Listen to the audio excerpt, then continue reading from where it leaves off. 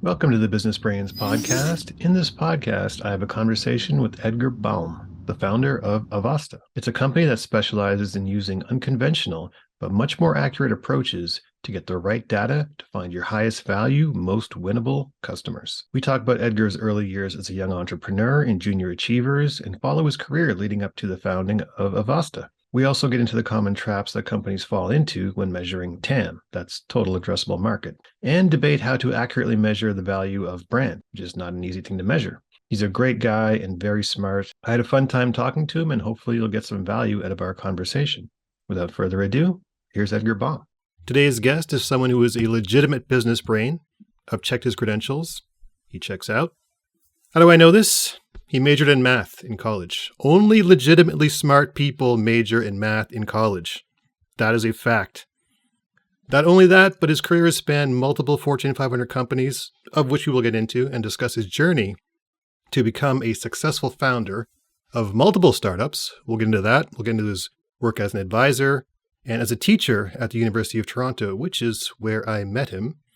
Ladies and gentlemen, today's business brain is Edgar Boom Boom Baum. Welcome, Edgar.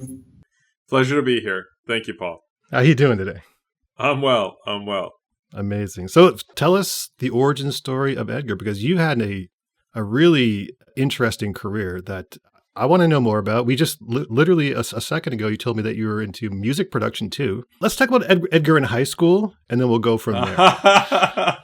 Oh man, you're throwing me back like a quarter of a century now. This is an origin story podcast. You're the hero, and we are looking at origin story. I'll take the origin story. Yeah. All right. So, my high school story. I was in band. Shout out to band.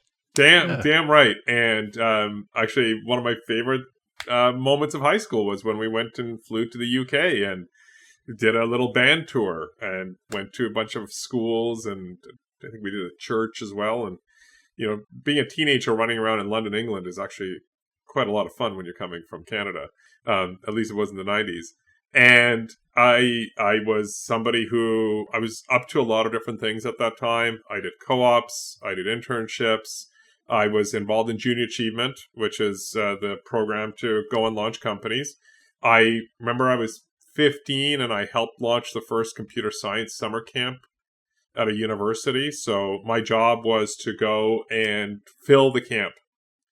And I got paid $200 and free registration for myself for the senior version of the camp. And I guess in some respects, it's a bit of the origin story of where we are today, because I think that might be it. Yeah, is that what you could recall? Is the I'd say what I'm up to professionally today definitely has some of those same kind of origins of it. So, you know, what was I doing as a 15-year-old? So, you know, at the university, they're like, hey, we got to fill this camp, and we got to get these many students. And by the way, you have like 4 weeks. Because I got the gig in June and the camp started in July. And you were 15 years old? I was 15 years old. Were you going to the university as a 15-year-old? No. But I was very excited about being able to go attend for free because we didn't have a lot of money back then. What came out of it is like, they're like, hey, you know, get the people that are here and we think you should go into like this area around the university. And my first in my head was, I'm like, that doesn't make any sense. Like, why would you draw a circle around the university as the catchment area when it's not equal travel times from all edges of the circle? Like, you know, if there was a rapid transit that came straight to the university, like 20 minutes on that was faster than 20 minutes walking inside that circle. So I kind of remapped the whole thing based on two criteria that I thought made sense to me at the time. One was, how long does it take to get to university for a teenager where parents don't want to drive them to camp if they're far away? And the second one is, can they afford it? So I went and grabbed the local municipal data and very quickly went and discovered that probably half of the geography that they told me to go and get the students from couldn't afford it or couldn't easily get there in a convenient summer camp kind of profile. So I kind of dismissed that, and then I went and printed flyers, put them into, you know, bus stops and all the various other locations that people would be able to go and see. And then I went and found places where they could go and afford And anything that had a bus route going to the university, they went and got an ad. And in 2.5 weeks, I filled both cohorts, got to go in for free myself. And they were surprised that we were able to fill it, because they were like, if we get half the people, we'll deem it a success, because it was their first time running it. And it was really funny because I think it was like a second or third year student was running the camp. Got to remember, this is like pre-World Wide Web 1990s, running a computer science camp, right? Back when no one knew anything. No one knew anything back then. Like you were like grade A geek at that point. Like the previous summer, I had been at a different camp, which I still remember so clearly because I met Bill Gates at that camp. He dropped in and we got to meet Bill Gates and have a conversation with him. So that was kind of neat. So we got this thing filled up. I was in the camp. I was a total computer geek and nerd. But the thinking around all of this that was there in terms of informing it for me was like, what is the relationship between what we're trying to achieve and the information that we have to go and do that? From that summer camp, I had to work my way through high school and university to be able to afford these things. Mm-hmm. And another thing that I think really kind of resonated for me was towards the end of high school, I went and did a placement at a wealth management firm. And a lot of it was kind of going and seeing how they actually went and made decisions. So I'd get all my work done in the internship, and then I'd just go and hang out with the traders. And the reason why I did that was because when I went and had my own placements with the Treasury in the US, it was all around long-term investments. Like, how do people go and take a look at long-term investment strategy? So by the time I finished high school, I had gone and done 2 Treasury investments. I'd launched 3 companies through mentorship programs at Junior Achievement. Launched my own little marketing company for small businesses after the whole university summer camp thing. And was all excited to go to a business program for my undergraduate and get to first year business program. And I wasn't learning anything, because I'd already spent the previous 4 or 5 years learning all the fundamentals of business, or something that was a lot more advanced from like a finance and accounting point of view. So I switched. And I switched to philosophy and mathematics, pursued that, switched universities, went to University of Toronto with my wife, who I've known her since we were in high school. That's when we got together. Is that the reason you switched? To go with your wife? Well, I was a bit older than her, so I stayed in the hometown university. And then when she graduated, we went and switched, because I'd wanted to go to that university as well. So we both got to go to the university that we wanted to. Okay. And I wrapped up my gig at Merrill Lynch at that time. I was in Merrill Lynch's ultra high net worth division, and there was an experience that I learned a lot from, and I'm still learning from years later. And a lot of it has to do with how do you interact with knowledge that you have versus knowledge that you can use for gain. Very, very astute and smart people inside that organization, but they can also attract some people with not the best scruples at the time. But keep in mind, it's decades ago. I've heard that. So I've heard that. We can. Yeah. Actually, at that point, I remember I actually had a major ethical thing when it came to business, and I actually was going to quit business. So I was successful in my job, but I struggled with the business ethics of it. And I didn't actually return to the business world until a few years later, when I got recruited into Procter & Gamble to go and help them with a lot of mathematics-oriented challenges that they went and had. They have, it's an excellent organization, Procter & Gamble. Like, I totally understand why so many successful business people have come out of it. It's a nice little startup. Yeah, it's pretty good. Yeah, it's a good startup. They're up and coming, Yeah, they're doing all right in their second century. Yeah, and they're scrappy. Yeah, exactly. So when I was working there, one of the things that they were going and struggling with is they went and started getting a lot of new sources of information to make business decisions. So their insights teams, their communications teams, their R&D teams were going and getting all of these new vendors to kind of sell them more stuff. And you got to keep in mind, right? For probably 20 or 30 years, there was kind of like your fixed data sources. Like Nielsen sold you everything having to do with media, point of sale information that was there. You kind of got that as gospel. You went and got like your market research firm that went and brought some information to you. Then you went and had your own shipment data. Maybe your retailer went and gave you some information. That was that. So the early 2000s at P&G, there's like this like plethora of new market intelligence companies coming out, like right after the NASDAQ crash and the tech crash. people went and started new companies that were kind of providing this stuff. The team at P&G didn't know how to incorporate that because a lot of their training was around how to perpetuate the practices and systems and the analytics that were called the P&G way, but they knew that there was these other sources that were valuable. So my job was to go and start using this information and build out new models. And what ultimately came out of it was work where we built P&G's customer profitability model. So how much money does P&G make? How much money do the retailers make? And then is the end consumer benefiting because they are getting a P&G brand? But what we also went and combined that with was with advertising transaction data that was never incorporated into P&G's planning before. So we actually went and figured out how responsive was the retailer as a business to advertising activity of the competition. So other businesses, other retailers. And then how did it change the end consumer? So it became this B to B to C analysis. Once we got that model built, we went and did some really fun stuff, which is we started assuming that some of P&G's direct competitors had the exact same operating base and the cost base as P&G. So we tried to figure out how much money they were making, or how much, better yet, how much money was the retailer making promoting or not promoting P&G's competitors' products versus ours. It would be lower, wouldn't it? Because P&G's are a little bit higher price. So P&G's products are higher price, but who's making more money, right? So if the retailer was going and doing a very heavy-duty sale, were they going to go and cannibalize from a future P&G sale or from a future competitor sale?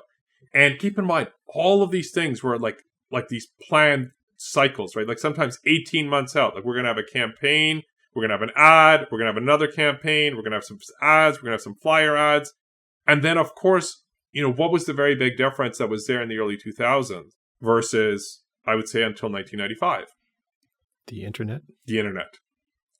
And what was starting to show up in the data, which was not in the training models, not in the systems models, was that people were going online and they would go onto messaging boards and they would just go and say, hey, go to this retailer to buy this P&G product because they have it on sale this week.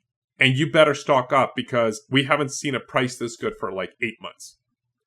Oh, so you get people hoarding them, I guess. So it was this crazy view that we went from like a 6-week cycle of projecting demand and et cetera. And we actually started going and using the information from the end consumer. Mm-hmm. And we went and learned that all of that previous cadence, which was set by the market. So the manufacturers like P&G would go and say, hey, this is when we're going to run our campaigns. They can't conflict with our competitors. We understand that you as a retailer need to do that. So they'd go and run through this whole cycle. And what we were able to go and figure out is, hey, there's this whole other set of information that's there that if you go and incorporate it, you can actually go and figure out how consumers will respond. And then like the big retailers, I'm not going to name names, et cetera, but you can probably guess who they are. They would come back to P&G and say, hey, look, we have agreements around how our stuff is being priced. And you're allowing other retailers to go and do these campaigns. And we're not getting the same volume of selling your product that we've gone and committed to. You better go and do something about it. The internal team would be like, but we haven't changed anything. But what had changed? The world. The world. And all of a sudden you went and ran all of this stuff through and we would be able to go and say, hey, we can actually figure out not just Procter & Gamble cannibalization, but category cannibalization. So if you go and run a campaign at a major retailer with lots of distribution, lots of flyers, lots of their own advertising dollars, loyalty programs, etc., we could actually go and predict how it would affect all of the other retailers for months out. Wow. Because we now knew how much of a distribution there was around products. So some products like toilet paper, diapers, cleaning detergent, all of this stuff would have they're the staples of your household.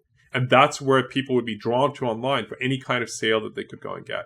So building that model and then replicating it across 30 different brands allowed us to really get this whole new view, and then allowed us to go and get into the end customer view, which is what is the end customer going and doing. And we got some crazy outcome. P&G at the time was not a household name. I got to really reiterate it. Like when I told people that I got hired by P&G in my family. They're like, who? And I'm like, they make Tide. They're like, oh, you got hired by Tide. I'm like, no. Like, they also make Charmin. They're like, oh, the toilet paper company. I'm like, no. It's like, they're all the same thing. So that work that was done also went and identified for us that the end consumer was actually P&G agnostic. They were P&G brand loyal. So if they liked, Crest, they bought Crest. If they liked Tide, they bought Tide. But if they didn't like Crest and Tide, you were much more likely to go and find Colgate with a Tide buyer than Crest. And again, this was all of that end buyer data that was not showing up until we started integrating all these new data sources. What were the new data sources? Was it strictly from the internet, or was it from something else? So it was a combination of internet, and then there was a combination of kind of like new information startups at the time. Like, they would literally go and sift through all retail ads, and they'd go and digitize that information. Digitization, this whole obsession that we have with digital transformation today, folks, this is 30 years old. We were doing digital transformation of stuff back in 2002. And what was going on back then was, back in the 90s, we started digitizing. That's a whole other conversation when I was down in the Treasury. Basically, when the internet first started taking off, we started digitizing. Exactly. But that information, on the internet, things can stay forever. And that's kind of what was going on. So we got this data. We ran it through. We went and learned that if you picked any one P&G brand, your ability to predict that another P&G brand would be bought by the same consumer was actually incorrect. Really? So there was this internal hypothesis that people go and bought P&G products because they were the best in the category, and that was actually not the case at all. Was it from some kind of old report that was outdated or something from a previous? No, it was given the data that they went and had. Right? I go and ship toilet paper, laundry detergent, toothpaste, shampoo, eyeliner. Right? I go and have category leadership. I have 33% share, 41% share, 27% share. There's this assumption that, it's the same people are buying. And what we went and identified was when we brought that new consumer data, and that was actually not the case. So they were sort of like your parents, where you were like, you work for Tide, or you work for this brand. They see exactly brands, but they don't see one company. They don't see one company. So I got to be part of the team internationally that started validating that this was not just a North American phenomenon, it was a global phenomenon. And then if you remember, there was a big announcement back in the mid-2000s when P&G became one of the top Olympic sponsors. They became one of the anchor sponsors, and that was all to go and create enough of a landscape to go and show. I don't know if you remember those early ads back then, but they literally were all of the P&G billion-dollar brand logos showing up in the same ad under the P&G House of Brands umbrella. And that was that work. And then I ran into a health matter and had to leave. And I was kind of just out of everything for a period of my life. Then I had a complete about twist, and I got invited to join a credit risk and valuation software startup. Okay, so this is about the fourth or fifth left turn your life has taken. Where were we at left turns here? Because there was changing your major. I don't know. I haven't come back to the beginning yet. So I guess I'm still turning. we're getting deep into the left turns here, but please go ahead. There's a lot of left turns. So so I joined. Very Forrest Gump-esque, by the way. Very Forrest Gump. I haven't heard that one yet. Maybe I haven't had an opportunity to give kind of the same story. So I joined the startup company that was there, and it was an interesting mix, engineer, international banker, a bunch of other people from a technical background, from a business background that were there. We literally went and created the first software of its kind that we knew of at the time that combined credit risk for banks to figure out whether they should be going and lending money, as well as the valuation of the business. And why are these two things important? Because banks lend based on a multiple of the value of the business. And, that's the traditional mindset, right? So if you have a lot of cash, you have a lot of buildings and equipment. Hey, I have that part there. But what if you're a growth company? What if you don't need physical things to generate revenue? How do you calculate the value of your business? So we went and built that, and then this financial crisis thing just popped up out of nowhere. And all of a sudden, the people that we were working with at the various banks that being interested in what we were doing and testing it, they kind of all disappeared. Ooh, so call that a rug pull in the industry. That was, people. So had to do a twist, went into full time into the advisory side within that space. Through the financial crisis, with many of common people, went and raised a lot of debt and growth capital for these organizations. Then I kind of went and realized I'm like, that's ultimately not what I really want to do. Because of my health matters, I hadn't actually completed my minors at university. So I quit my job and I went back to school, 29 or 30 years old, for one semester so I could complete my degree. And good for you, Edgar. Good for you, sir. And I went and did that, and I loved it, and I would never want to do it again. That's a movie by itself, by the way. You back at school with undergraduate students, all in the same class together. That's a movie. It was all like it was. Yeah. I'll tell you this: going back at 30, pretty much, to go and do an undergrad courses. Yeah, relate to it completely different than when you're a teenager or early 20s. Like I can just tell you that right now. Fish out of water, all that stuff. Oh, yeah. That'd be great. Yeah, but a completely different, because you're closer in age to the profs than you are to your fellow classmates. I have a friend who's going to law school. He's 40, and he's going to law school. It's the same thing with you. He's just talking to the profs. He doesn't feel comfortable with the students. Yeah, so. It's a different dynamic, totally. So went and did that, and then former client asked me to come and be their acting controller, because they'd been growing fast and they had some challenges in kind of handling how the business really needed to be conveyed. That was a temporary opportunity. And then based on advice and guidance from some people, they're like, go and get a headhunter. So I did. Probably 2 to 3 months after doing that, I went and got recruited into relaunching the Canadian and North American operations of Brand Finance, which is a British brand valuation firm. We went and started that, and that's like the early 2010s. And while I was there, it was quite a different pivot, I guess you could go and say, in terms of the terms, because they are a full-on hardcore accounting firm. So we went and relaunched the Canadian and the US league tables, which is like the most valuable brands, got prominence, spent a bunch of time being in the news system around that, which had its moments, and built it back up to a relatively successful practice. And ultimately, I left that because much of what was being actually asked for in the marketplace was, how do I make a business decision that is better than the decisions I've been making? So they were thinking that the brand value data was that additional missing intelligence ingredient. But the reality is that most of the brand valuation stuff that Brand Finance published, very macro level. So broad sector, is brand a prominent driver in that sector? And then if you wanted to kind of get anything more robust, you had to go into the organization. But one of the dilemmas that I kind of have, and I still do have around the practice of brand valuation, is that there's hardly anybody that is going and doing it as a continued practice, right? Running it all the time. And then the other thing that is there, which is similar to the whole valuation domain, is that valuation is actually grounded in making a set of assumptions and then seeing whether they hold true. And brand valuation was the same, but making the assumption that brand has a role to play in driving the revenue or profitability of the company, depending on which school of brand valuation thought you come from. What really was the case was like, no, this is a business question.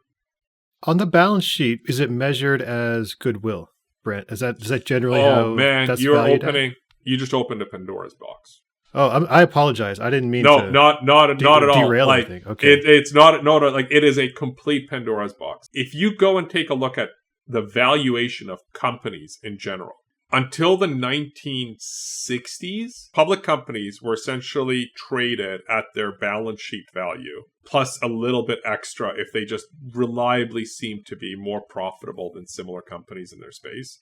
So minimum brand value involved. No, minimum, like, non-physical value involved. Oh, okay. Yeah, like until the 1960s, like companies just assets only, basically. That was assets only. Yeah, okay. and it wasn't really until the early 70s when people started to go and take a look at it. It's like, hey, I got two different companies. They are competing in the same space, but one group seems to be making more money than the other, and they seem to be reliably doing it. You know what? I'm willing to pay more for their share price So that it became sort of a market-based measurement, maybe? Became a premium to the asset value. But it was determined by market forces? Exactly. Basically? Public companies only, right? Private companies, it was more of a speculative thing, right? You went and bought it for more than the value of its assets. You put goodwill onto the financial statements, and then you amortize the goodwill, ideally over a period of time, but always to kind of have it make it disappear. And that brand value thing is the same thing, because brands didn't show up as legally recognized assets until the 1990s. There was a famous, I believe, acquisition that did. I forgot what it was though. Was it 7-Up? It was Hovis. Okay, there. Sorry. In the late 80s. Actually, it's the origin of Interbrand and brand valuation as a practice, and it's an absolute valid and an excellent case study on understanding how businesses go and drive value for an organization through the brands that they go and sell. And the quick case study in Hovis, which is a conglomerate, kind of like a P&G of its time, but for food products. And they had a change in leadership. Some of the new leadership came in and they cut their marketing budgets, and their profitability went up and the share price went up. And it's like incredible financial engineering. Like, look, I cut this like ridiculous expense out. Look at us. We're much more profitable. Why were we spending all this money in the first place? A few years goes by and Hovis's market performance starts declining, and everybody's like, oh, something's going on, market forces, and you go and read the origins of the brand valuation, and it was a very valid, intuitively, based, but a lot of experience exposure coming out. It's like, no, you guys stopped investing in the brand. You stopped advertising. The packaging's years out of dates. Like, your competition's on the same shelf have gone and changed it. It's like, that's the issue. So it kind of came out as a white knight thing, which is that the business is actually worth more than the balance sheet value, which had been depressed due to profitability issues. Yeah. And, they found a white knight to buy it instead, and they made that investment, and the loyalty and the brand recognition that was there, and, Hovis went and recovered. And that was a catalyst for the formation of Interbrand as a company, and, then got bought, and that's a whole other story that's there. But that whole basis of it's a reason why people go and buy. I mean, to this day, Coca-Cola, they're spending the most of anybody on branding because they realize it's their only competitive advantage. There's just sugar water, so they have to spend that money on branding every single year. Absolutely. So. Look, that's sugar water. At least there's 2 ingredients. Take a look at what's happening in the water space. Oh, geez. Have you right? Yeah. You got Liquid Death, which is like $5 a bottle. Yeah, it's water, folks. I know. But the packaging, right? That's right. There's a whole vitamin water, same deal. Jennifer Aniston, but it's got color. It's got color. True. Jennifer Aniston tried to sell a smart water, which I'm pretty sure was just water. That's just water. Okay, she tried that gig, but it didn't really work out. So, but yes, you're true. It's still selling. It's still selling. So absolutely. We're totally going around a bunch of different places. It's fine. We're only in the 2010s here.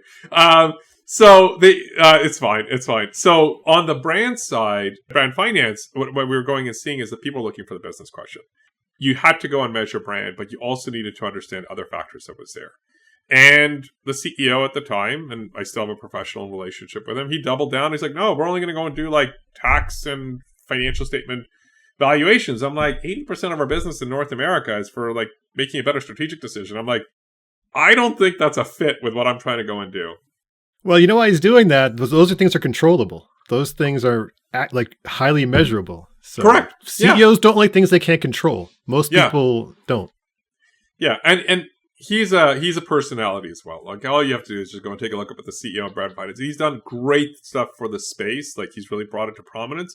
I disagree with ultimately where he's taking that domain, but I work with him on a regular basis, and we have good professional disagreements with each other. So I left that firm, became a dad weeks later. So that was a twist. I think thankfully my wife greenlit me departing, and then I started another company at the time, which ultimately ended up focusing on brand economics, which was going and taking a look at, call it brand as a macro driver and bringing that as an ingredient into decisioning. So what do you mean by macro driver? Can you explain that a little bit? Mm-hmm. So it's kind of similar to what I was going and talking to you about at P&G, right? Like why people went and bought a category, right? Like people would buy a category typically because of, there's really three fundamental reasons for why you go and buy anything. One, you need it. Two, you like it. Three, you want to be liked because you bought it. That's the basics of any purchase. Yes, that's absolutely correct. Yeah, that's right. Right? The needed part is existential. The other two can come across as existential. Oh, man. Truth Bomb by Edgar Baum. Thank you. And I think that part is there. Like, do you really, really need that Lamborghini? Yes. I don't need anything more existential in my life. Paul, I don't need anything more existential. You need that Lamborghini. You need that Lamborghini. You're north of 30. All right, I'll take it. Yeah, see? Exactly. I'll take it. Fine. So that's the piece that's there. So that's what's kind of going on. And when we were going and looking at it from that domain, is we were going and looking at how brand was there. And you can have brand show up as an existential need. Like, I need to buy products from this company because I associate all of these other things that are there. Like, it's going to make me be better. It's going to make me more successful. I made the better choice on behalf of myself, my family, or my company, whatever the heck it may be. Mm-hmm. We went and did that work, and the short of it is my colleagues and myself who started that company, we kind of saw a different vision for the future of that space. And I think the other theme for me that's always there is that I still am generally more macro and micro business oriented. I have a very big appreciation and respect for brand. I've done a lot of work within that domain, but I don't see it as the end all and the be all. And I'm an author contributing to the development of the new brand evaluation standard that, I've been working on since 2014, got published in 2019. The new version of it should be coming out, updates to it. Sorry, not the new version, the updates to it to make it more comprehensive and applied should be coming out later this year. I teach that subject at the University of Toronto, as I have been. We're in the course that you went and looked at. But then alongside of that, I've also been going and taking a look at the other non-physical value of business. And I've helped contribute to American Talk about standards. that a little bit. Yeah, please. Yeah, that got published around that. And let me talk about these two standards, because I think these are two very critical things. I do too, yeah. I'll cover the brand, and I'll cover the intangibles. So the brand side, as somebody who has been exposed to the concept of brand from a very different view. Like in the 1990s, we did not have the same definition of brand as we have today. But in the 1990s, brand was, oh goodness, was it ever visible. It was huge. But it was unconscious, and it was, I would almost go and say that brand in the 1990s was like the case system of the past 5,000 years.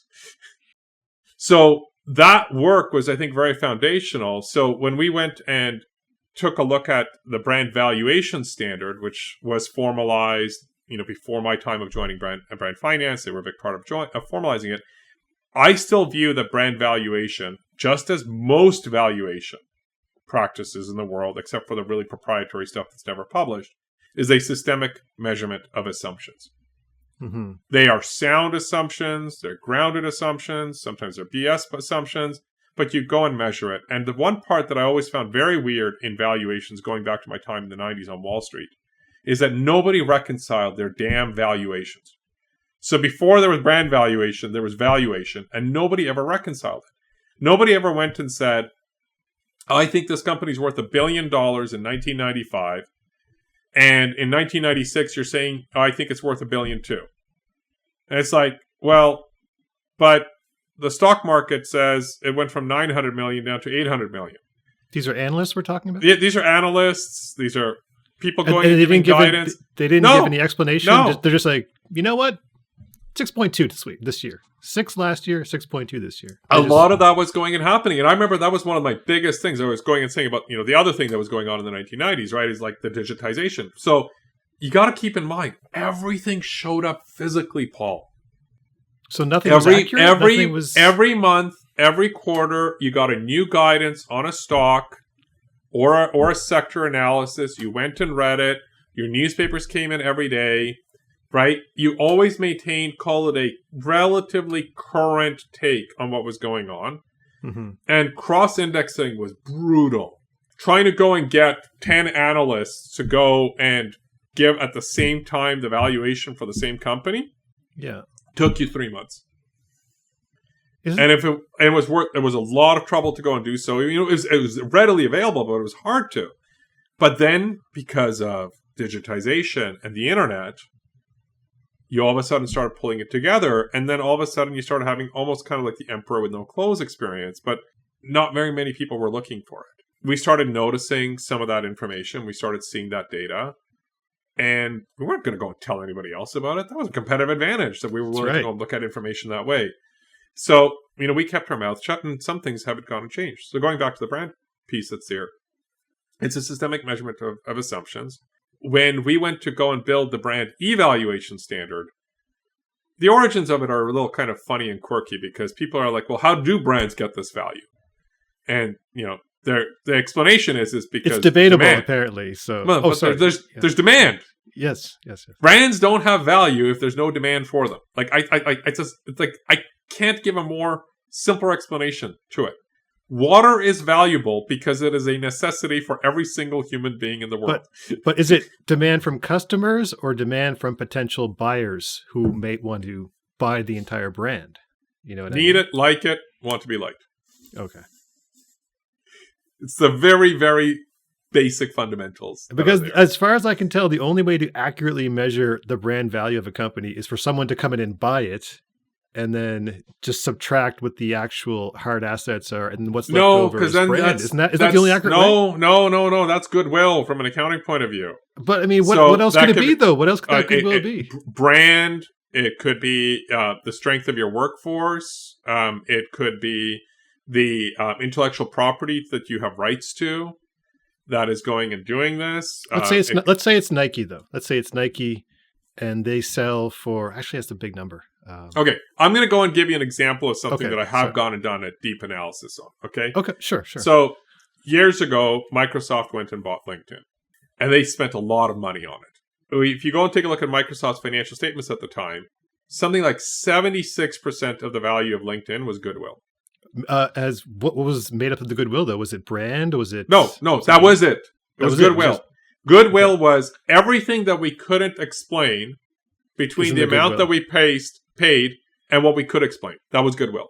That's fair. Yeah, okay. And what they could explain was a little bit amount of money going to marketing intangibles, which essentially means like websites and a few other things that was there, right? The name registration, but looking at it from a legal point of view, not from a demand point of view or a network effect point of view. And, office equipment, servers, laptops, like all the physical things that was there, a little bit about our intellectual property that had been gone and registered, like patents and copyrights and things like that. And 76% of the value was unexplainable. Okay. But Microsoft was willing to pay for it. And from an accounting point of view, you always have to reconcile 100% of the price. Right. From a valuation point of view, you're never required to reconcile between two valuations. Okay. The only place where that happens is in real estate, and that's a whole other conversation. And maybe equipment as well, but again, it's from that piece is there. But anyways, going back to what we're talking about is, so the brand evaluation standard from 2014, why was it sought? And the reason for it is because people wanted to go and understand, how do I build brand value? And what we were able to, through the development of that standard over half a decade, come back was you go and find out from the people that are involved in having the underlying product or service be purchased. So it was mostly interview based. It's interview based, survey based. It is getting secondary data from other market participants. So getting outside of the data that you have full control and domicile over, and bringing those other sources into the picture. And it's kind of, I don't know if you've heard of the term thick data, but this is kind of having a lot of information about one individual or one organization. Okay. As opposed to big data, which is having a lot of instances about very few bits of information. So that was that should be wide versus tall, by the way. But sorry, go ahead. I prefer wide versus tall as well, but you can also have big data, which is wide and tall and completely confusing. So, all right, now my head hurts. Let's just So going back to the brand side, what happened out of this is that in that standard, we went and developed it, and we went and identified, had to be systemically gone and done. Conceptually, it takes the power out of the valuator and puts it into the people who actually make something seem valuable.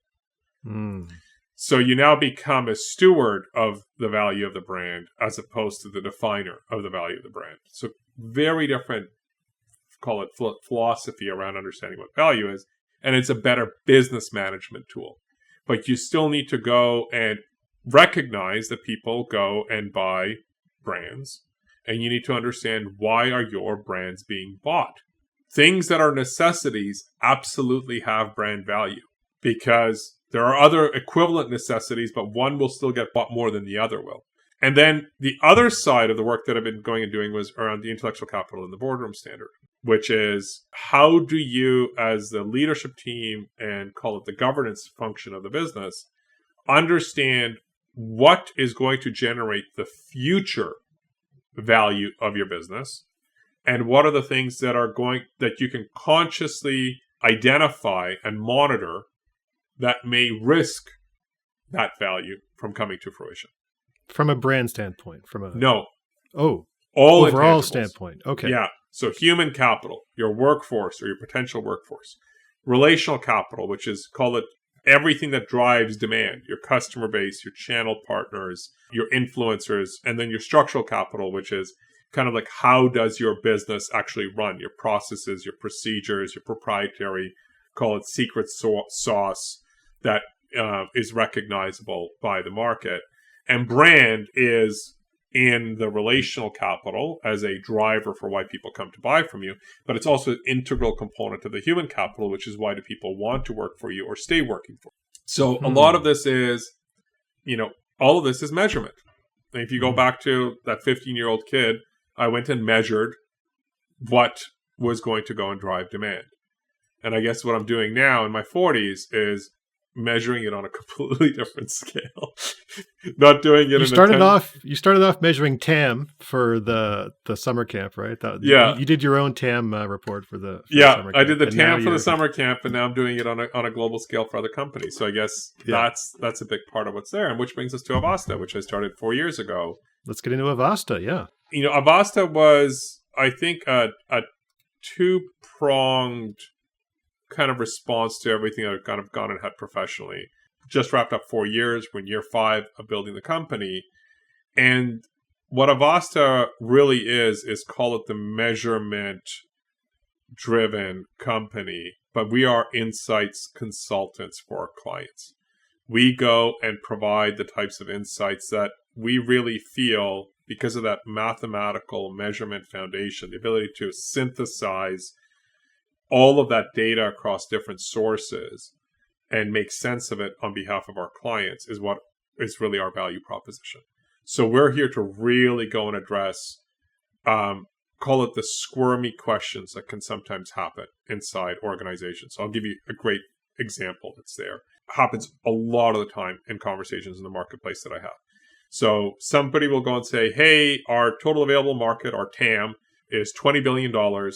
We have $1 billion in revenue. So that must mean that we have 5% market share. And we think that, we can be a $5 billion company in 10 years. That sounds fantastic. Sounds good to me. Sounds good to me. Yeah. So my question becomes what is so good about the other 95% that they're not buying from you right now? Edgar, why do you have to rain on our parade, man? That's where I go, right? And the reason, a lot of it is temporal.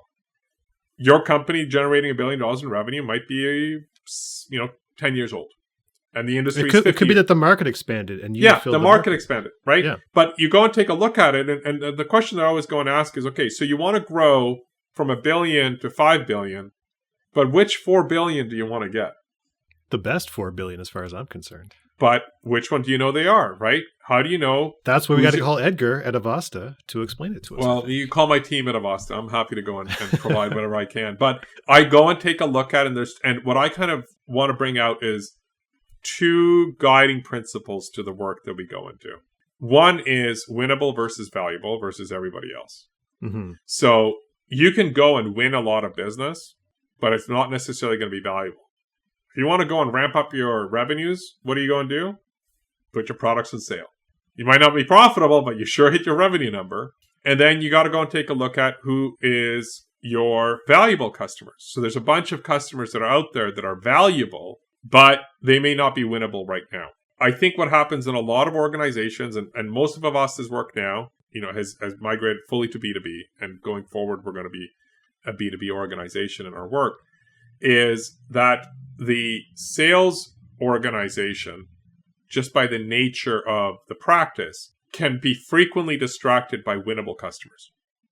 So these are people who want to buy the product but express interest, but then they're going to go and start, doing the trading and the hard line on price, and the salespeople like the attention. They try and go and get the deal going, and then ultimately they lose out because either internally they're not willing to drop the price or provide these other features, or somebody else from the competitor side comes in and boom, and you're one and done. Then the valuable ones this is where you're going to go and make your money. And it could be you make your money immediately because it's transactional, or you make your money over time because it's contractual. In those situations, it's like you are going to go and generate value for your customer because your product or service increases the value of their business in reality or perceptually. And you're going to be able to go and, increase the value of your business by having them as a customer because of cash flows and other effects that kind of come out of there. They don't overlap most of the time. Should they overlap, though? Should they? You don't have a business if they don't overlap. Aha. You frequently go and discover that the share of the market where it overlaps for your business is much smaller than you think. We're like the honest truth tellers in our work, but we don't have the answer coming in. So we're not oracles coming in and saying, what you should or shouldn't do. We come in and discover the solution for you. In fact, the name of Avasta means to discover in my mother tongue. Oh. Okay. And I think that's a risky bet that we've taken. So is this a different strategy than other, I guess, strategic data companies? So other companies, they go and we have the information, mm-hmm. but we might not have the right information. And you as the buyer of that information need to run your whatever analytics to determine if we had the right information, but you got to pay. The other thing that is kind of coming out is that people who, other alternatives to what we are facing in the marketplace is people come in and it's like, oh, we have the answer for you. We know exactly what your company should go and do, da-da-da-da-da. And what they've really kind of identified is they've identified where success can happen in an industry, but not necessarily how your company can achieve that success.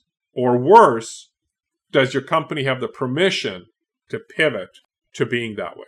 The permission to pivot that way. Okay. Yeah. And a lot of the white space strategies that are coming out from a lot of organizations, when we've kind of been brought in to kind of help in the face of like missed growth targets or missed acquisition expectations. Is that where you get a lot of your... a lot of the time. Your clients? Yeah. Okay. So when there's a problem, they sense a problem, and that's when they bring you in, I guess, to address the sales element? Yeah, frequently. So we're typically brought in as Avasta when there's a change in leadership, and significant enough that the new team kind of wants to understand, like, how do we really perceive the company in the marketplace? Because we may need to change the strategy, or the previous strategy has kind of reached its end of life. That's one. Second one is stalled growth, or didn't hit growth expectations. Hey, we haven't hit our growth targets for several quarters in a row. Nobody seems to be able to figure out why. That's kind of another one. Third one is that we frequently are being brought around is like, hey, we got to turn this business around. Like, there's a lot of good fundamentals, but where can we go and send it to? Because if we keep doing what we've been doing, we're just going to keep shrinking until we become irrelevant or bankrupt or get bought out, right? So that's kind of on the business strategy side that we're being brought in. Do I leverage the background that I have around brand in that work? Absolutely, but it's not the be-all and end-all that's there. But if you don't include it, it's being very responsible at the same time, because brand is a proxy for demand. And the work that I've gone and identified at Avasta, and I think it's been corroborated by the graduate course at the University of Toronto, where we went and pivoted the course to go and start testing for demand amongst the students. And what did we go and learn is that demand is a spectrum. There is no one ideal customer for an organization, but you have an ideal position or set of positions where you have permission to sell or serve the marketplace that's there. And that's what we go and measure for your company. And those demands could be brand driven, it could be intellectual property driven, it could be distribution driven, all of these kind of other factors that are there for business strategy. And we go and help identify that for our clients. And what comes out of it is typically 4 tiers. Your highest value, most winnable customer. So these are ones that you want to win and you should be able to win. This is how you identify them. This is how they can identify you. So you can adjust your sales, your marketing. So customer clarity is the first. You want to know absolutely who your customers are and define which bucket they slot into. Correct. So you have an understanding of who your highest value customers are, and you're able to go and have that customer base clearly understand that you're the right vendor, supplier, partner, whatever the heck you are. Mm-hmm. And this is your overall philosophy of measuring TAM. It's not just TAM, it's TAM with the value on each subgroup that you're talking about. Value and demand over time. Gotcha. We have to understand how long it takes for people to buy and then how long they see that benefit for. In a lot of our B2B work, we're going and seeing year, 2 years, sometimes longer than 2 years, that it takes from we need to buy this to actually go and buy this, or we need to move away from this previous vendor to actually going and getting that new vendor into that situation. So we provide that clarity for the customers, for our clients as to who their highest value winnable customers are. And a lot of it is how many of them know you even exist. So now you're starting to get into a lot of you're trying to get dynamics. The winners to know you exist at least. Exactly. And then work on maybe getting to first base, I guess. Perfect. And then you go to the next tier, which is, people that are winnable but may have less value, or value but have less winnability, because they're going to provide less profitable growth for your company, but at scale they're worth pursuing. Then the third tier is let them come to you. It's too expensive for you to pursue them, but if they come to you, they'll be profitable. So this allows you to allocate your resources accordingly, depending on the value of the customer. And then you have everybody else. Mm-hmm. Don't let them buy from you, and don't try and sell to them. Whoa. Okay. And thanks, but no thanks, everybody. That's exactly it. And the reason for it is because it's going to be at where you are as a business today, there isn't a fit. Like you've probably heard a lot about the term like product market fit. This is product market fit on steroids. Don't try to sell a haircut to a bald man, basically. Exactly. Yeah. That's the basics of it as well. Like I'll give you an example from one of our clients who, a very technology, IP-driven company, came up with this brilliant solution in the healthcare space. One of the things that we went and helped them identify was 2 kind of really critical drivers. One was the end customer even willing to go and it's very funny try when you say an it that way. alternative to the status quo? And what we went and learned was that more than half of the end customer today and for the next several years was not going to change from the status quo, no matter how promising it was. So that chopped off half the TAM that had been estimated for the sector. That's an awkward conversation to have in a meeting, though. It's a very awkward conversation. Then you have the second layer of the awkward conversation, which was their intermediaries who actually delivered that healthcare solution. More than half of those... They're not going to like you. They're not going to like you at all. all. No, they're not going to like you. More than half of those intermediaries are like, we've never done anything in this aspect of healthcare, and we don't anticipate ever, not just the next few years, ever delivering healthcare using this format. Now, what's the dilemma in that situation? You just went and had a multi-billion-dollar estimate for how much your market is that you're selling to, and we've now come back and told you, you severely overestimated. And we don't do it from a judgment point of view. We come at from a realist point of view. And the thing is our clients are able to typically make much sounder decisions by having that focus. And it takes something. Like another one of our clients in the financial services space pops up to me where we went and identified, like, you're going to ignore 70% of the market. Here's the 30% that you're going to go and sell to. And it really is awkward. I feel a little bit awkward just peripherally from you describing it, you know what I mean? Yeah. It's like, yeah. But if we go and take a look at it, right? The rationale for it is there's a reason why we don't have natural monopolies for anything in the world. Like, I bet you that if you and I went and started shopping for, call it the closest B2B equivalency for consumers, which are like cars, fridges, any kind of large ticket items, you and I probably will not have the same purchase drivers. Probably not, no. Right? Like, different needs in life, different, etc. And yet we have this expectation of like this, you know, ideal customer, etc. that's there, or like worse, that, you know, we should be able to get this share of TAM. And the part that makes me wince in a lot of these conversations, like, well, all we have to do is get like 0.5% of TAM and we're $1 billion company.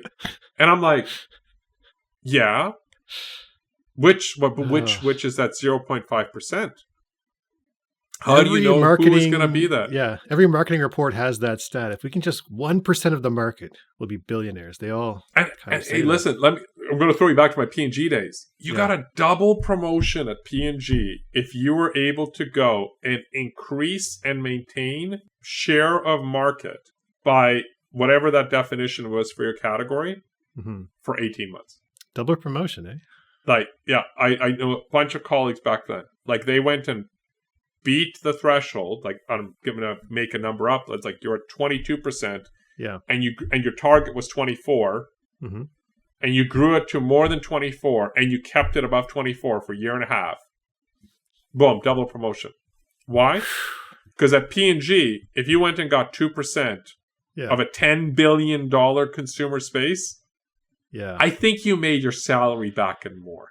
If you made the stock price go up with your actions, you're going to get a good little pat on the back, I would say. Yeah. So that was the thing of that. So that's kind of what, you know, what we're going and doing at Avasta is providing that. And where we are evolving to is going from being insights consultants to facilitating this capability as kind of like an always-on market intelligence. Would you say that this is your differentiation from other businesses, that you go deeper into the analytics and you're more specific with it? Yeah, it's we combine the big data and the thick data, and we especially source the information about your customer base that really kind of has you go and matter. And you know, how does it manifest? It manifests in that prioritization report. So it's gone into sales targeting algorithms are changed, marketing targeting algorithms are changed.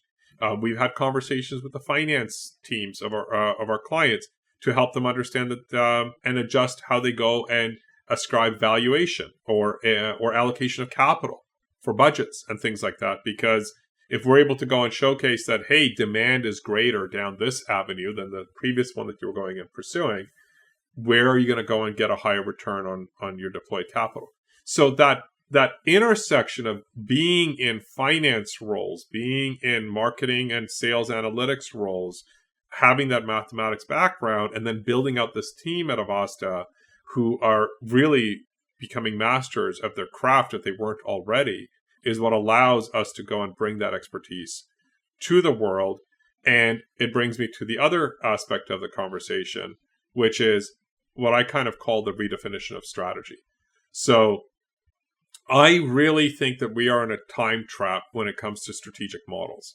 I don't think that there's enough new forms of strategy, design, and comprehension and execution that are, I would say, are contemporary to today. And I know that's a kind of a really statement because contemporary is today. But the reason why I go and say that is because we keep using old models and trying to make them contemporary.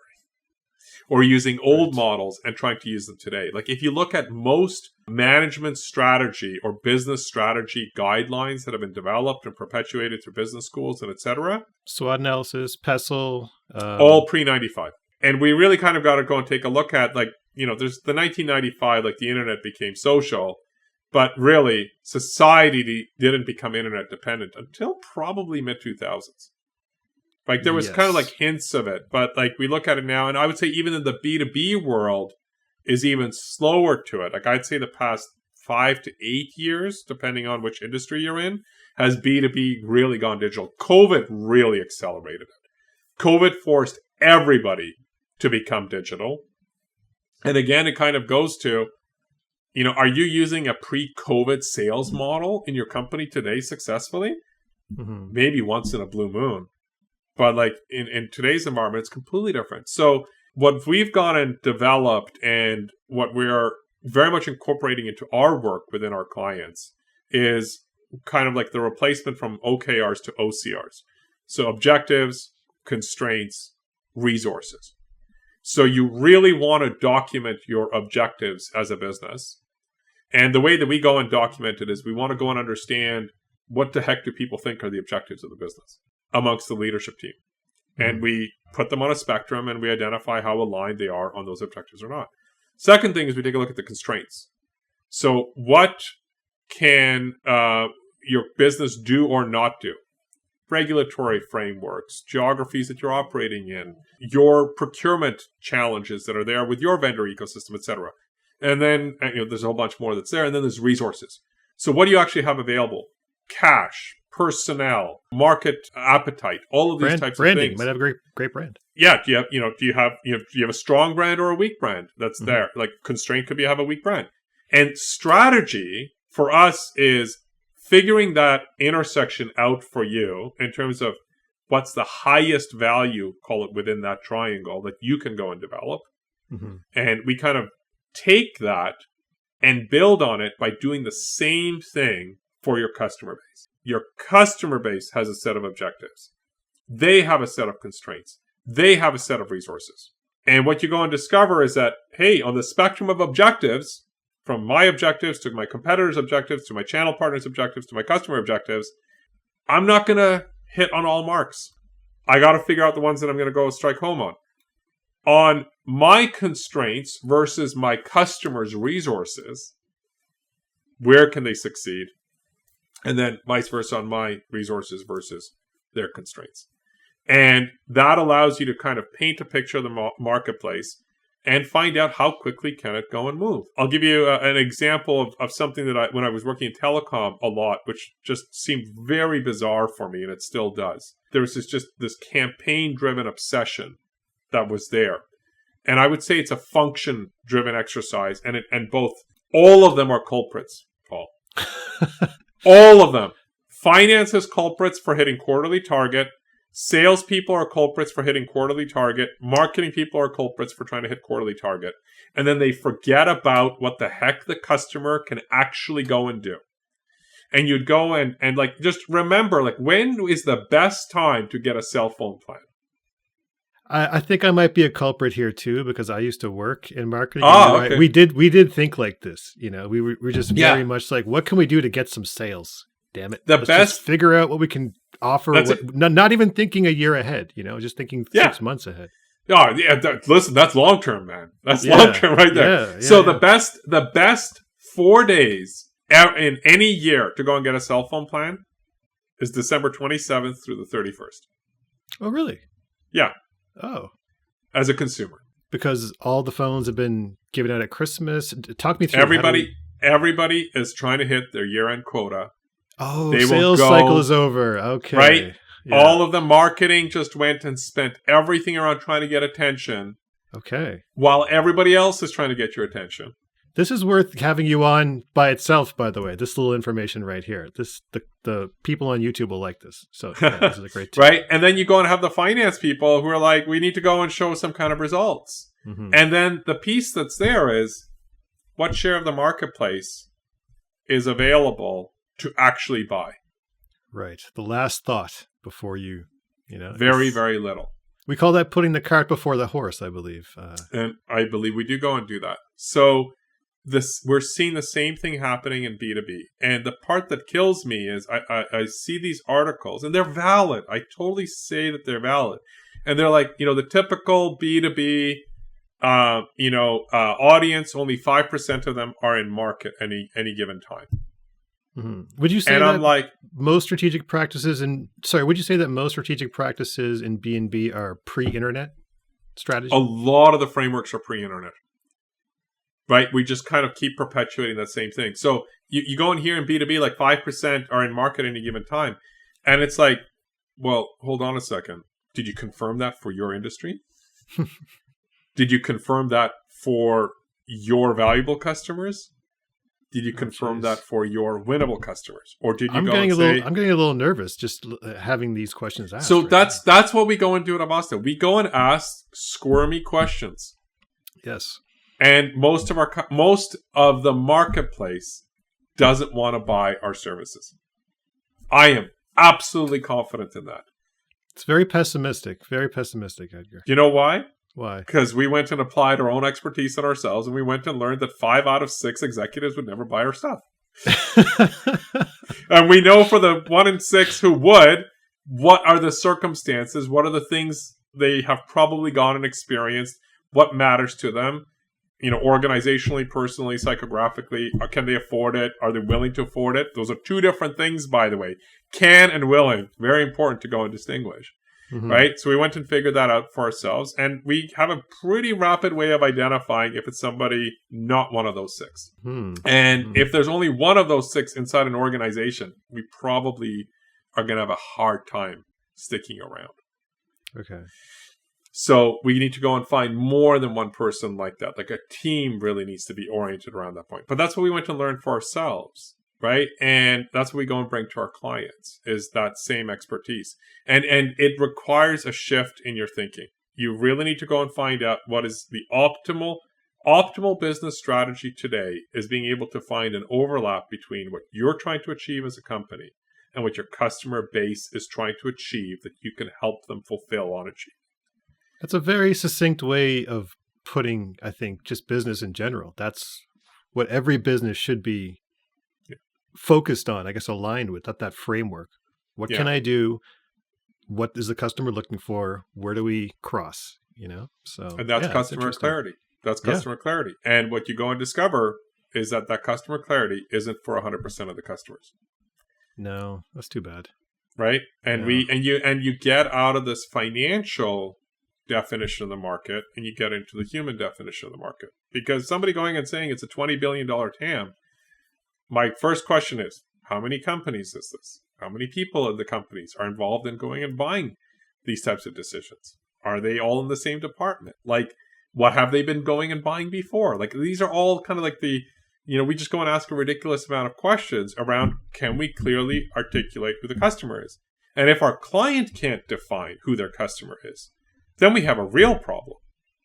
Helping them identify who the customer is in the marketplace, it's going to be a more arduous process because we need to kind of go and then help them know, hey, these are all the ways the customers could come to you. Now we got to figure out who do you want to go to. It's achievable, but longer. So when people are trying to go and get answers very quickly, like, well, I need to go and run a campaign in 60 days. I'm like, I'm sorry, we're not the firm to go and answer that question. Mm-hmm. Right? Because you needed to start developing that campaign tomorrow. Sorry, it seems like the calculation of TAM is a very large part of the overall strategy of Avasta. Is there enough miscalculation of TAM in the industry or in industries in general? It's massive. It's massive. Okay. Because people and that's where you find your niche, I guess. I think we go and make it an actionable understanding of the TAM. Like, it's your total winnable TAM is what we take a look at, as opposed to total winnable market as opposed to your total available market, right? Your total available market or total addressable market, right? Like, these are kind of different terms. And like, so TWM. Is what we go. And then you go and have SAM, like, serviceable addressable market, serviceable obtainable market. So I guess the closest one would be SOM, serviceable obtainable market, to total winnable market. But the challenge that I put out there is that SOM number, the serviceable obtainable market, there's an illusion to it because those are the people that you can win, but they're not necessarily valuable, right? You can obtain them, but do you want to keep them? So that's a big part of what we take a look at, and by providing that breakdown, providing that breakthrough for our clients, they're able to go and get those results. And yes, we are frequently kind of giving a much smaller number than they would like to hear.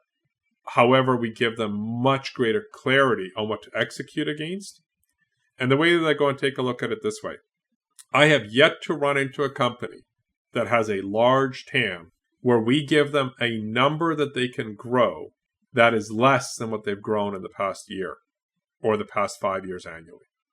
It's a hell of a claim, man. It's bold, very bold. So our numbers are always higher than what they've been able to achieve historically, but they're not as grandiose as they'd like it to be.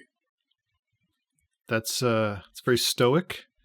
It's very pragmatic. All of this, Edgar. I feel like the age of before the internet in business and in marketing in general just must have been, who knew what they were doing with the lack of information, the lack of data. What were they even doing back then? Well, the origins of the quote, "I know half of my marketing works, I just don't know which half," goes back 50 years. Yeah.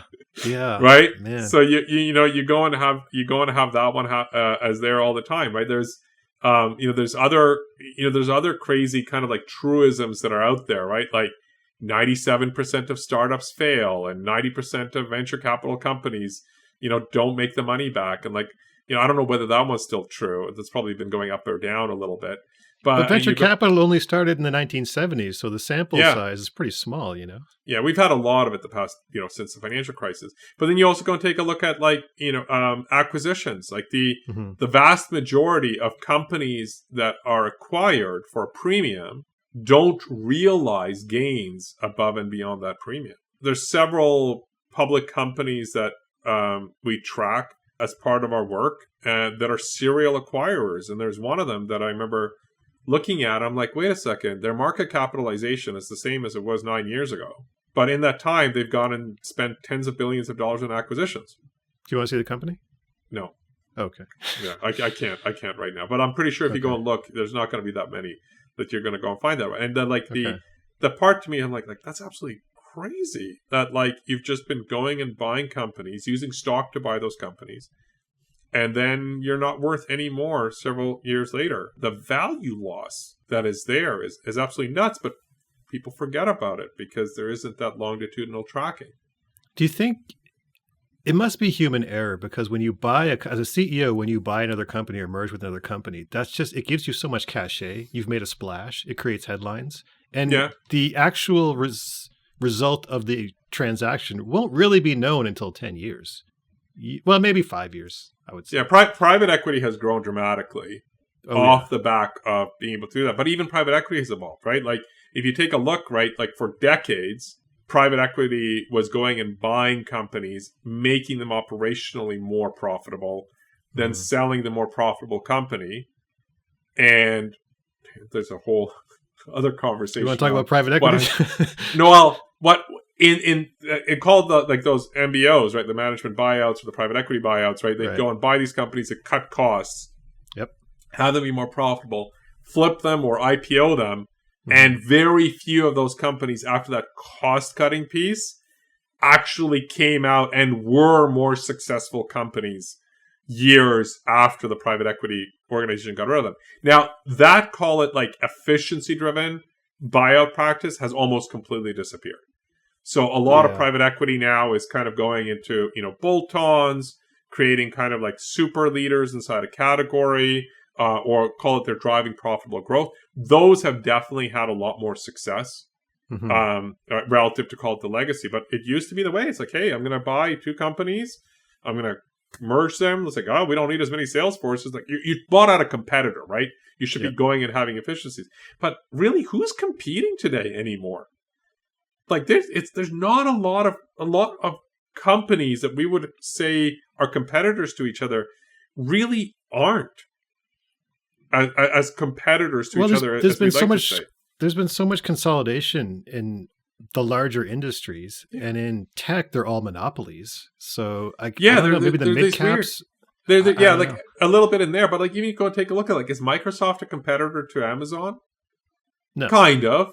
Well, the cloud computing, cloud computing, they're a competitor, but the rest of the business really isn't. Amazon's probably a customer of Microsoft for some of their stuff, for all we know, right? Yeah. So you kind of go and take a look at it. It's like, so are they really competitors? And then LinkedIn is with Microsoft. LinkedIn, I think, what you would say has a monopoly on professional social networking.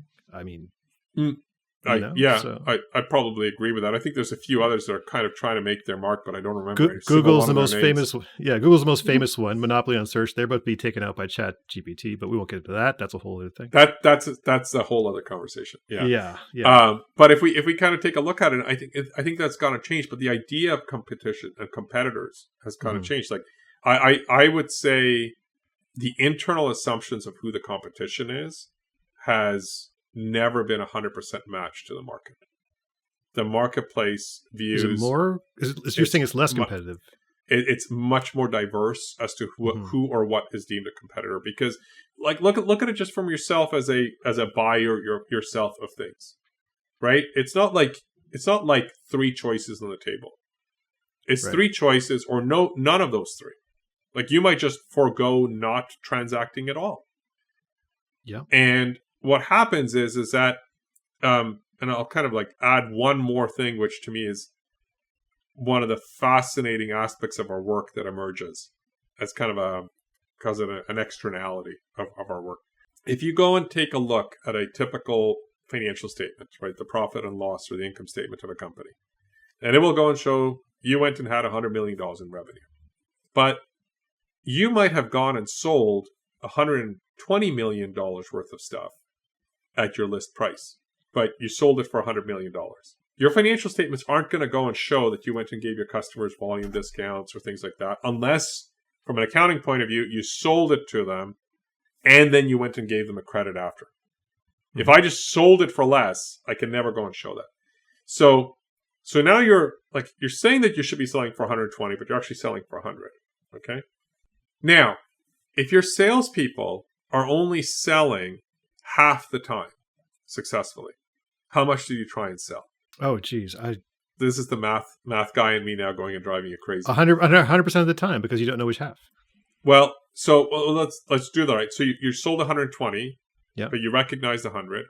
Okay. But to be able to do that, you probably were trying to sell $240 million worth of stuff. If you were closing the deal half the time. Sorry, okay. I might have been a bit confusing. So you're trying to sell $240 million worth of stuff, and you recognize $100 million. Right.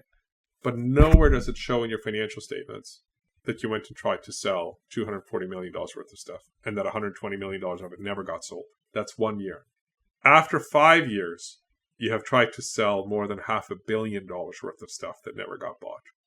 So you wasted $500 million worth of labor and resources and probably everything. Didn't waste, but if you didn't track how much of the market you've tried to sell to, so this is kind of my closing statement around TAM, unless you have more questions. No, please. Right? When you look at that TAM, and say your industry has that TAM of $20 billion, and you have that $1 billion that you're selling right now, how much of that $19 billion that isn't buying from you have you tried to sell to? Say it's $5 billion. So you don't have $19 billion left. You have, at best, $14 billion who haven't tried to buy from you and gone with somebody else instead. So much of the work that we go and do is we identify who's still worth selling to that you actually want to buy from you. Identifying those winners, those winner customers. That's exactly it. So we're getting out of like the monotonous large macro numbers and getting into human reality. Who are the people? Who are the organizations that would go and buy your products and services? This was definitely a Business Brains podcast. I feel like my brain has grown somewhat just from digesting all this information. But I think it's very valuable because every time you talk to someone like this, you grow as a network. And, now I know what Edgar thinks about this. So, Edgar, this has been awesome, man. I appreciate your time. You're a busy man. You've got 6 kids and you still came on my podcast. So I appreciate you and, all the best with everything you're doing. And is there anything you'd like to send out there, any contact information, or you want to plug your website? Yeah, just go to avasta.co. So avasta.co. That's our website. You can also go and find us at Avasta Inc. as our handle on LinkedIn or other social media. And if you want to go and reach out to me personally, you can find me at Edgar Baum on Twitter or LinkedIn. All right, so you're active. You're active on the social medias. You'll answer people and yeah, absolutely. I love interacting with people. I love connecting people with as well. That's there. One thing you went and asked about the whole music thing. I skipped that part as we were going through because I was tied to the business side. Yeah, so I picked up mixing and producing music. And right. Yeah. So right around the time that I quit that job and went back to school full time. For that semester, I also went and started mixing around and playing with DJing software. And what it turned into was DJing my own 30th birthday party in Little Italy as the opener at the venue. And then a year later going and DJing in Midtown Manhattan from like 11:30 in the morning till 1:30 in the morning. So what was your DJ name? I was DJ 3.0, which DJ was 3.0 for your birthday. Yeah, for my birthday, and it was coined by a friend of mine who unfortunately has passed away. But a lot of it was just mixing my contemporary love of music that was there, and just mixing the tunes, and ultimately producing takes a lot of time. And when you're trying to run a company, you kind of have to put that hobby on the side. So. Absolutely. Well, I mean, I know that you're growing your social media following incrementally, but if you really want to differentiate yourself from other CEOs and founders, if you had your own SoundCloud where you dropped your own tracks, techno tracks, that would get a little bit of publicity, I think. Some people might write you up for that. That would be interesting. I'm wondering whether I'd be kind of creating a terp for with the CEO of Goldman Sachs. He's also a DJ, you're right. Yeah, he is a DJ. And he's getting flack now, apparently, from Goldman Sachs for DJing too much and using his Golden CEO-ness to go and get gigs. I'd say, listen, man, go for haters, it. man. Like, just haters, a bunch of haters. Absolutely. Absolutely. Yeah. So, let the man spin. Come on. That's exactly it. So Edgar, Goldman man, seems to be doing just fine under his leadership. Paul, thank you. Yeah. It has been a pleasure. And look forward to hopefully inspiring others to think different. And don't hesitate to reach out. All right. Thanks a lot, Edgar. Cheers. And that was Edgar Baum from Avasta. Very smart guy. A lot to say. Really fun conversation. And here are the top 3 lessons that I got out of it. Number 1, total winnable market is much more important than total addressable market. Number 2, measuring brand is an ongoing process. Just ask Bud Light, they'll tell you. And number 3, the best time to purchase a cell phone plan is between December 27th and December 31st, because that's the end of the sales cycle and they need to sell some plans. I would argue that there's a 4th one, which is the 3 reasons that people buy things. So number 1, you need it. Number 2, you like it. Number 3, you want to be liked because you bought it. Great takeaways from Edgar, and we will see you next time on the Business Brains podcast. Have a good day.